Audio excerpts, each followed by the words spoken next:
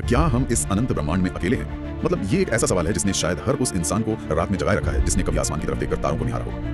बिल्कुल, ये एक बहुत ही गहरा सवाल है। हाँ, और आज हम जिस विषय की गहराई में उतरने वाले हैं वो विज्ञान और इंसानियत की सबसे बड़ी छलांग के बारे में है। आज के हमारे इस गहन अध्ययन का आधा और हमारा मकसद सिर्फ अंतरिक्ष यान। मैंने ध्यान दिया कि वॉयेजर 2 को पहले लॉन्च किया गया 20 अगस्त 1977 को। उसका नाम 2 क्यों? क्योंकि वॉयेजर 1 का रास्ता इस तरह से डिजाइन किया गया था कि वो वॉयेजर 2 के मुकाबले छोटा और तेज था, ताकि वो अपनी मंजिलों पर पहले पहुंच सके। इसलिए उसे वॉयेजर 1 नाम दिया गया। और इनकी बनावट के बारे में जो जानकारी सामने आती है वो तो सच में दिमाग घुमा देने वाली है। कैसे? मतलब हम आमतौर पर जब भी किसी सैटेलाइट या अंतरिक्ष यान की तस्वीर देखते हैं तो उसमें बड़े-बड़े सोलर पैनल लगे होते हैं जो सूरज की रोशनी से बिजली बनाते हैं। हाँ, ये तो सबसे आम तरीका है। लेकिन वॉयेजर में कोई सोलर पैनल नहीं था और उसका कारण भी बिल्कुल स्पष्ट है। मंगल और बृहस्पति ग्रह को पार करने के बाद अंतरिक्ष इतना गहरा और काला हो जाता है कि वहाँ सूरज की रोशनी एक छोटे से तारे जैसी टिमटिमाती हुई दिखती है। बिल्कुल, उस कमजोर रोशनी से कोई ऊर्जा नहीं बनाई जा सकती। तो सवाल ये था कि दशकों तक चलने वाले इस यान को बिजली कहाँ से मिलेगी? इसका समाधान था radio isotope thermo electric generator, जिसे शॉर्ट में आरटीजी कहते हैं। आसान भाषा में कहें तो ये तरह की न्यूक्लियर बैटरी है। ये प्लूटोनियम के रेडियो एक्टिव क्षय से पैदा होने वाली गर्मी को सीधे बिजली में बदल देती है। हाँ, प्लूटोनियम स्वाभाविक रूप से गर्म होता रहता है और उसी गर्मी से वॉयेजर को आज लगभग आधी सदी बाद भी जीवन मिल रहा है। ये न्यूक्लियर बैटरी का विचार अपने आप में एक मास्टर स्ट्रोक था।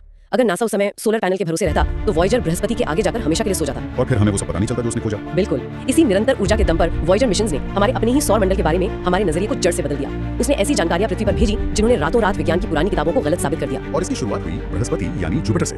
मार्च 1979 का समय था जब वॉयेजर 1 बृहस्पति के इतने करीब पहुंचा कि उसने इस विशालकाय ग्रह की 66 बेहतरीन तस्वीरें ली। और जब वैज्ञानिकों ने उन तस्वीरों को जोड़कर बृहस्पति के 10 घंटे के रोटेशन का एक टाइम लैप्स वीडियो बनाया तो वो नजारा सच में अद्भुत था। दुनिया ने पहली बार देखा कि ये ग्रह सिर्फ एक शांत गैस का गोला नहीं है, बल्कि इसके ऊपर भयंकर तूफान और रंगीन बादल लगातार घूम रहे हैं। लेकिन असली सरप्राइज तो अभी बाकी था। वॉयेजर 1 ने पहली बार ये खोजा कि बृहस्पति के चारों तरफ भी छल्ले यानी रिंग्स मौजूद है। हाँ, इससे पहले तक तो पूरी दुनिया यही मानती थी कि हमारे सौर मंडल में सिर्फ शनि ग्रह के पास ही रिंग्स हैं। और सबसे चौंकाने वाली बात तब सामने आई जब वॉयेजर की नजर बृहस्पति के चंद्रमा आयो पर पड़ी।